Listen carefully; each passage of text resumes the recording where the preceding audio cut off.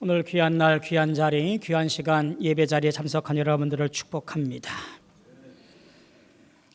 이날에 감사한 것은 주님 다시 만날 그날까지 우리가 해야 할 예배와 또 시간과 그리고 경배의 모습이 있기에 이 시간이 귀한 것이고요. 주 앞에 나온 여러분을 축복하고 참 잘하셨다고 칭찬을 합니다. 매 순간순간마다 승리하시는 우리 모든 성도들 되어지기를 주님의 이름으로 소망하고 축복합니다. 큰아들 만날 때의 일이 생각이 납니다. 아내가 첫째 아들을 임신을 하고 병원에서 진단 이후에 출산 예정일이라는 것을 알려줬습니다. 대략적으로 계산해서 며칠쯤 이라고 알려준 거지요. 정확하게 그날 그 시에 만나러 나온다라는 것은 아니었잖아요. 그 불분명한 시간에 저와 아내는 아이를 만날 준비를 열심히 하지요. 집도 청소를 해야 되고 처음 입을 옷도 준비를 하고 젖병도 준비를 하고 포대개도 준비하고 그리고 덮고 잘 이불도 준비하고 그리고 그때는 천기저귀였는데요. 천기저귀도 준비를 해서 빨아놓고 쌓아놓기도 하고 이렇게 준비를 합니다. 그리고 여차하면 병원으로 달려갈 만반의 준비, 가방에다가 다 짐들을 꾸려놓고 그렇게 채비를 합니다. 그런데 병원에서 알려준 그날, 그 시, 그때에 정확하게 나오는 것은 아니잖아요. 어떤 사람은 빨리 올 수도 있고 또 늦게 나올 수도 있지요. 진통이 어느 때에 나오느냐에 따라서 아마 그때와 그 시가 달라집니다. 그런데 그때를 초조하게 기다리면서 시간들을 보냈던 생각이 납니다. 근데 저희 집에는 복음과 같은 소식이 들려요. 아기가 너무 커서 자연적으로 낳지 못할 것 같습니다. 수술해야 될 것 같습니다. 몇 날 며칠 수술합시다. 그래서 얼마나 감사했는지 모릅니다.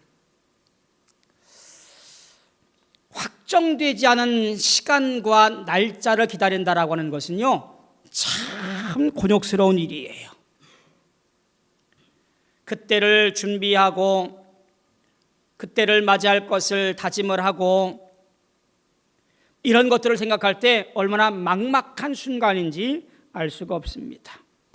그러다 보니 그 순간을 기다리며 많은 오류나 혹은 유혹들 때문에 넘어지는 경우도 있을 것이고 어려움을 겪게 된 일도 상당히 많은 것이 우리의 모습인 것을 보게 되어집니다.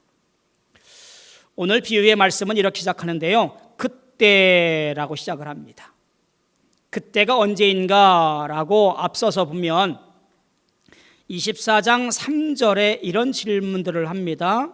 제자들이 이렇게 물습니다. 세상 끝에는 무슨 징조가 있사오리까? 라고 하는 질문을 하게 되어지고 이 세상 끝에 관한 말씀들을 예수님께서 24장 36절부터 쭉 이어지는 말씀 가운데 하나가 바로 오늘 25장 열 처녀의 비유 그때로 시작되어지는 말씀입니다. 무슨 징조로 그날을 알 수 있습니까? 라는 이 질문 앞에 예수님은 말씀하시고 제시하는 거지요. 그때라고 하는 것은 드러나 있는 날이 아니고 그때는 예기치 않은 시점에 이루어질 것이라고 말씀을 합니다. 따라서 예수님의 권면은 그러므로 언제일지 모르니 깨어 있으라 라고 하는 말씀이에요.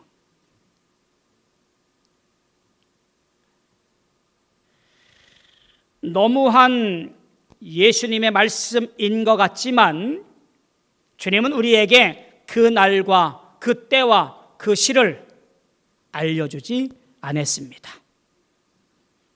앞서 나오는 말씀들도 노아의 때, 도둑, 지혜 있는 종과 미련한 종, 그리고 오늘 말씀 열 처녀의 비유, 이어지는 말씀들, 즉 인자의 재림 혹은 세상 끝에 관한 징조에 대해서 주어진 것입니다. 인자의 재림의 때가 알려지지 않았을 뿐만 아니라 그때는 예기치 않은 시점에서 임할 것임을 강조합니다. 그때와 관련해서는 어느 누구도 그 사실을 알지 못할 것이고 미리 경고되지 않을 만큼 우리는 그 사실을 전혀 알지 못하고 불시에 심판의 때를 맞이하게 될 것이라는 이야기입니다. 그러니 끊임없이 깨어서 그때를 기다리며 살아갈 것을 권면하고 있고 맞을 준비를 하라고 이야기하는 겁니다. 24장 42절 보니까 이렇게 말합니다. 그러므로 깨어 있으라. 그러므로 깨어 있으라라는 이 말씀과 더불어서 되어지는 모든 것들의 초점이 그저 우리가 할 수 있는 방법은 무엇이냐면 깨어 있는 것 외에는 전혀 알 수 없습니다. 생각하지 않은 날과 그리고 알지 못하는 시각에 그 날이 임할 것이니 너희는 깨어 있어서 주님 맞이할 준비를 하라고 하는 이야기입니다. 준비된 기간이라고 하는 것이 그저 골방에 들어가서 아무 일도 안 하고 주님 언제 오십니까? 라고 묻는 것만이 아니라 주님의 권면은 우리가 해야 할 모든 일들, 우리에게 목적되어진 삶을 그대로 살아가며 그 재림의 때를 위해서 활동적으로 주어진 일들을 감당할 것을 역시 마찬가지로 권면하고 있지요. 그리고 이어지는 말씀이 바로 오늘 말씀 25장 1절 이하에 나와 있는 말씀이에요. 이렇습니다. 말씀은 신랑 일행을 기다리다 지쳤던 10명의 처녀, 아마 신부의 들러리들이겠지요. 당시의 결혼식 풍습에 의하면 이 신부의 들러리들에게 문제가 생겼습니다. 신랑이 온다는 도착 시간이 한참이 지났는데도 신랑이 도착을 안 한 거예요. 결국 기다리던 10명의 들러리들은 졸음이 왔고 잠에 빠져든 거예요. 그 와중에 등불에 기름도 떨어지고 말았습니다. 5명의 슬기로운 처녀들은 준비한 기름을 다 채웠지만 이런 상황을 예측하지 못한 미련한 5명의 처녀들은 기름을 준비하지 못했습니다.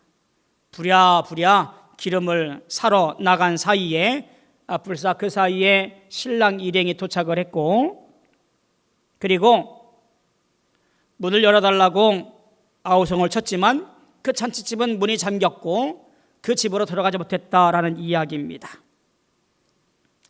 우리는 이 비유의 말씀을 들으면서 곁길로 빠지는 경우들을 종종 보게 되어지고 그 곁길로 빠지는 것 때문에 비유의 말씀이 전달하고자 하는 주된 메시지를 놓치는 경우들이 있어요.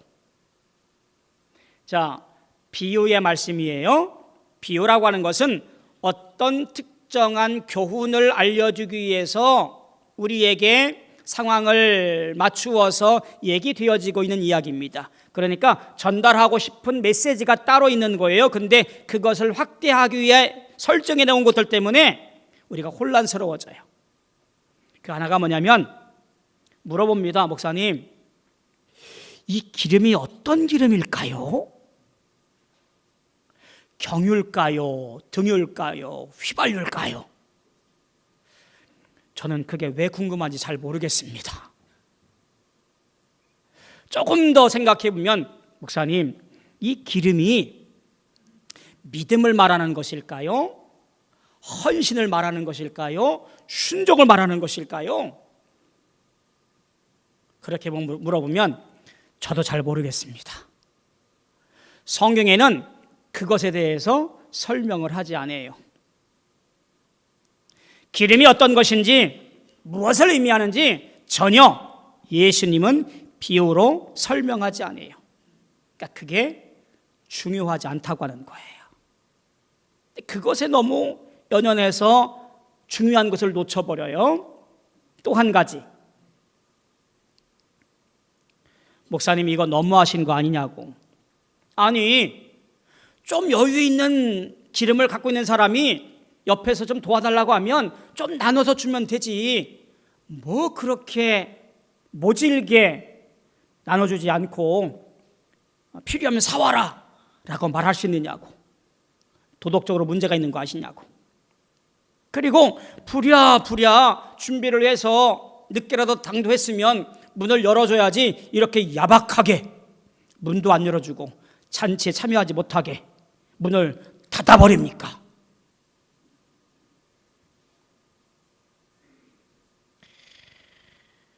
이 문제를 도덕적으로 혹은 윤리적으로 혹은 야박함으로 그렇게 그곳에 눈이 꽂혀서 집중되어지는 일들을 우리는 가만히 보게 되어집니다.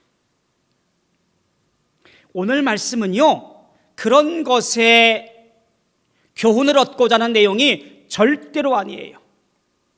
윤리적인 것도 도덕적인 것도 야박한 사람의 모습도 논하고자 하는 이야기가 절대로 아니에요. 그것 때문에 본질을 잃어버리면 말씀을 잃어버린 것과 똑같은 거예요.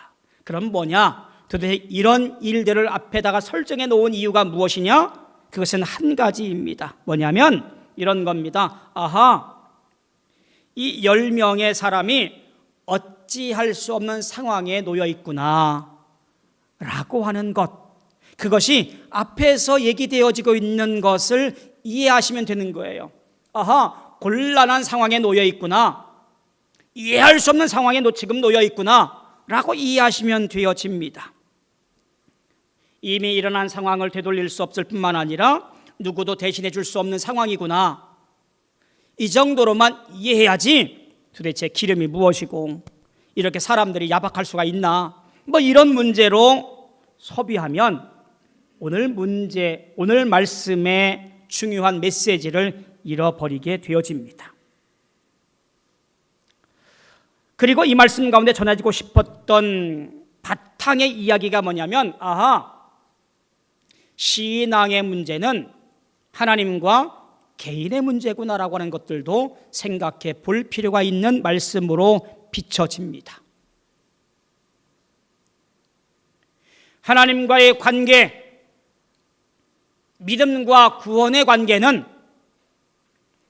주님과 나와의 1대1의 관계지 누가 대신해 줄 수 없는 것이구나라고 하는 것을 기억하고 넘어가야 돼요. 우리 교회 목사로서 혹은 성도로서 안타까운 경우들이 많이 있지만 제가 아무개 성도의 믿음과 구원을 위해서 대신해 줄 수가 없어요. 부모와 자식 간에도 마찬가지입니다. 자식을 볼 때 안타깝고 속상해서 부모가 그를 위해서 대신 기도하고 믿음으로 더욱더 열심을 다한다 한들 자식의 구원과 믿음에 대해서는 대신해 줄 수 없습니다. 믿음과 구원은 하나님과의 1대1의 관계라는 사실을 말씀 속에서 하나를 보고 우리가 이 말씀에 집중하는 것이 더 중요하다라는 이야기입니다. 여기 보니까 이렇게 결론 아닌 결론을 내리고 있음을 보게 되어집니다. 13절에 보니까 이렇게 말합니다. 그런즉 깨어 있으라. 너희는 그날과 그때를 알지 못하느니라. 도대체 어찌할 수 없는 상태, 여전히 힘들고 고통스러운 그때의 모습이 도대체 어떤 모습일까라는 것이 궁금해집니다.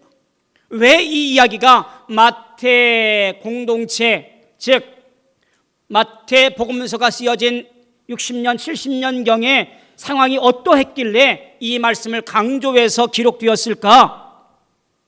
라는 것을 가만히 보게 되어지지요. 주님께서 이렇게 말씀하셨지 않습니까? 내가 곧 오겠다고. 그런데 그 재림이 지연되어져요. 오시질 않는 거예요.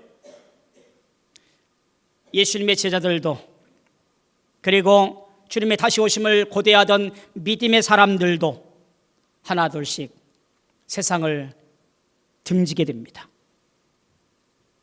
더욱이 예수를 믿고 따른다는 이유 하나만으로 고난과 박해와 핍박과 그리고 죽음을 내어놓아야 하는 일까지 생겨나게 되어집니다. 그러다 보니 신앙에서 이탈하는 사람들이 하나둘 생겨나기 시작합니다. 쉽게 말하면 신랑 일행을 기다리다가 지쳐서 잠에 떨어진 처녀들처럼 이제 그런 날이 올 것 같지도 않고 재림은 어느새 전설이 되어져 버린 것 같은 세월을 보내게 되어진 겁니다. 그저 내 눈앞에 있는 현실의 시간에 휩쓸려 살아가고 있는 인생들, 세상 끝날 주님이 다시 오셔서 심판하신다는 그것을 기대하지 못하고 까마득하게 잊어버리고 오늘 그렇게 살아가야 하는 인생이 되어져 버린 사람들, 그들이 누구냐? 바로 등불을 준비했다 할지라도 기름을 준비하지 못한 사람들, 늦게 준비해서 당도했지만 잔치에 들어갈 수 없는 사람들, 이런 신앙의 실패, 믿음 없는 사람들, 이들의 모습을 비유적으로 설명하고 있는 것이 바로 오늘의 말씀인 거지요. 자, 그렇다고 그들을 향하여 믿음 없다고, 신앙이 실패했다고 단정 지을 수는 또한 없습니다. 우리가 던져야 할 질문은 무엇 때문에 이들이 실패했는가? 라는 질문을 오늘 우리 앞에 던지며 우리가 교훈 삼아 잘 준비해야 되는 거지요. 기름을 준비하지 못했던 5명의 처녀가 신랑 일행을 기다리지 않은 것이 아니었습니다. 그들도 졸음과 싸우며 신랑을 기다렸습니다. 초대교회 상황을 살펴보면 그렇습니다. 믿음에서 떨어진 사람들이 예수의 재림을 믿지 않았을까요? 아니요. 그들도 십자가와 부활 그리고 주님의 오심을, 예수를 믿었습니다. 본문 속에 등장한 이들처럼 치명적인 문제는 조금 비꼬아 생각해 보면 신랑이 늦지 않고 제때 돌아오기만 했다면, 도착했다면 그 5명의 처녀가 곤란해질 상황을 만들어지지 않았을 텐데, 곧 오시겠다던 예수님께서 말씀하신 대로 빨리 오셨더라면 고난과 핍박과 어려움과 순교의 순간에 믿음에서 실족하지 아니하고 오히려 치열한 신앙의 투쟁 끝에 영광 돌리는 사람이 되었을 텐데 라는 그런 아쉬움이 있는 거예요.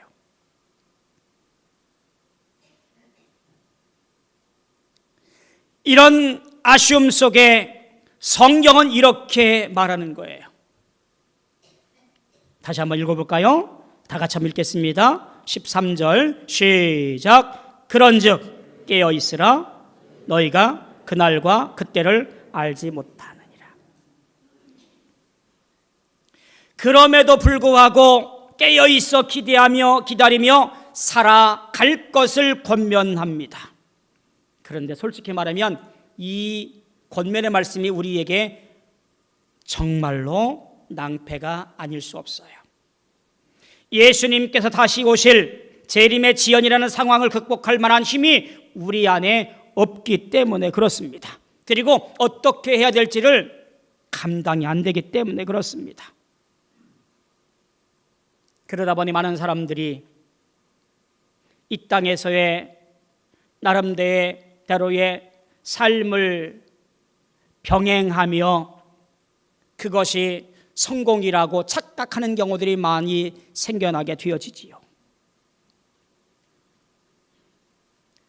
세상에서 잘 먹고 잘 사는 것이 곧 신앙을 잘 지키는 것이라고 그렇게 주장하기도 합니다.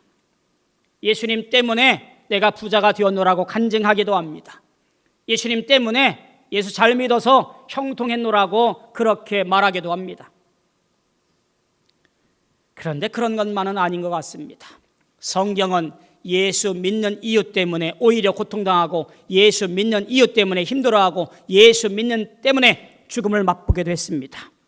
중요한 것은, 신앙의 전통을 따르는 것은, 사도적 신앙을 따르는 것은 어떠한 일이 있다 할지라도 믿음을 지켜 살아가는 것을 보여내는 것이 신앙적 답인 것을 우리는 보게 되어지지요.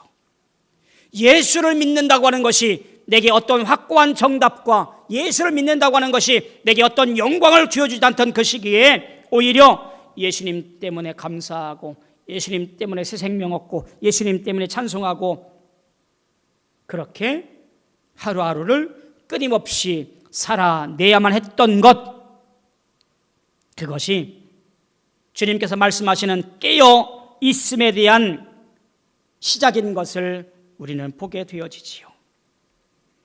오늘 우리는 어떨까요? 예수 믿는다고 다 형통하던가요? 예수 믿는다고 다 잘되던가요? 예수 믿는다고 매번 건강하게 살던가요? 예수 믿는다고 내가 기도하는 것이 100가지면 100가지, 10,000가지면 10,000가지 다 형통하던가요? 아니요. 예수 믿어도, 교회 다녀도,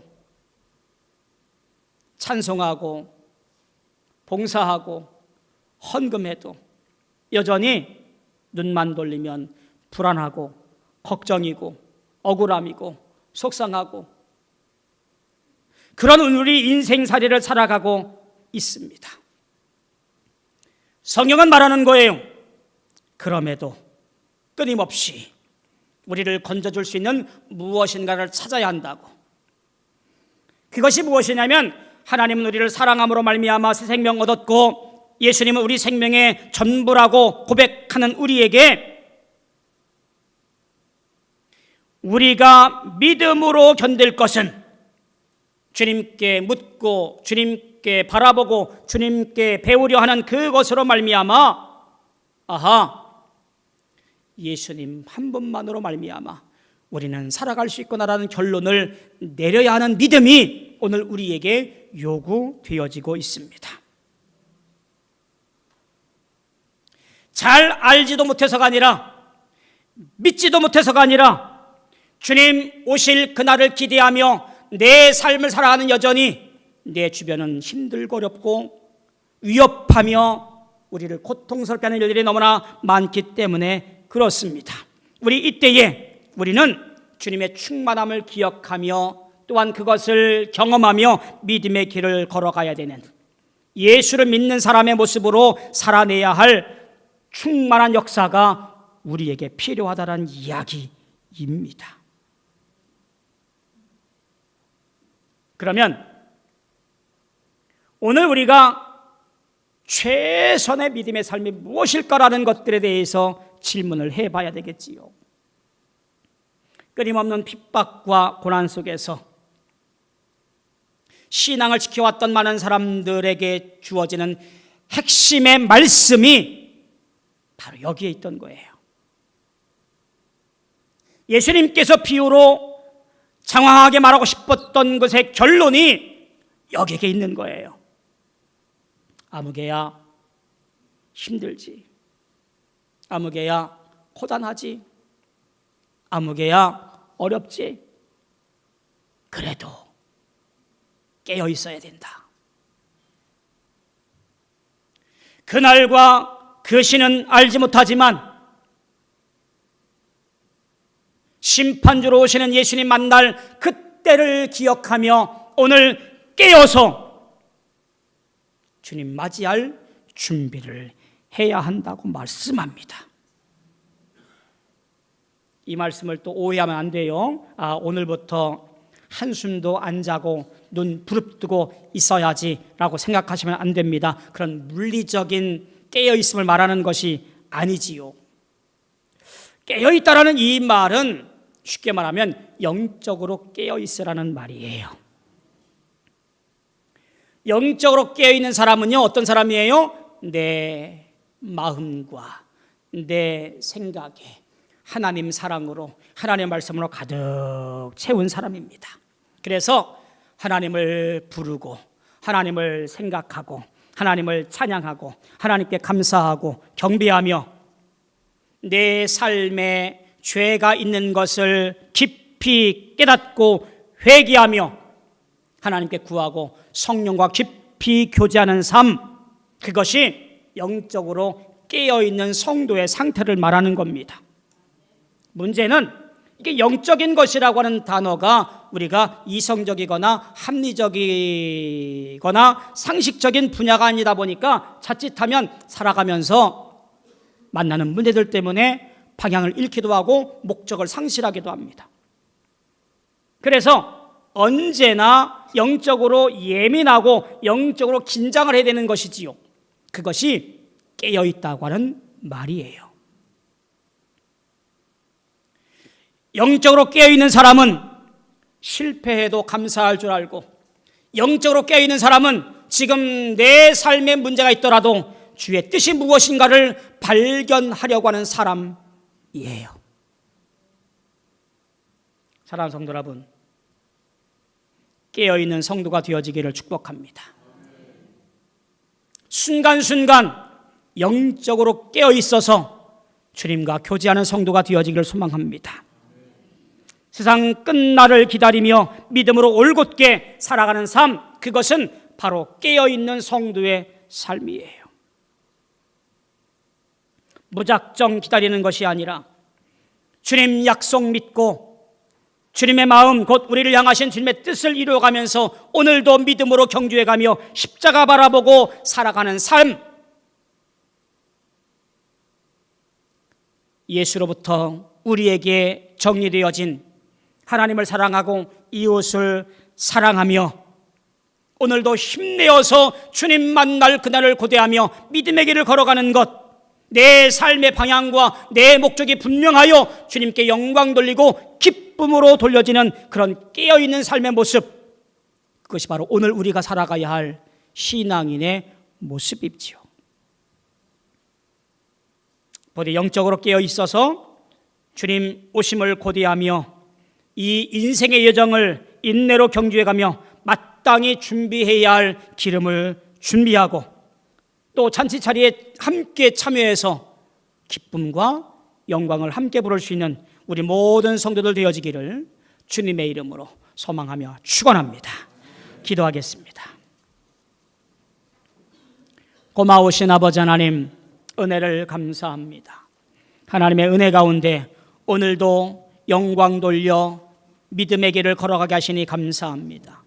아버지 하나님, 주님만이 우리의 전부이며 주님만이 나의 모든 것임을 기억하고 아멘으로 받아들여 주님과 함께 동행해 갈 수 있는 우리 인생들 되어지게 축복하여 주시옵소서.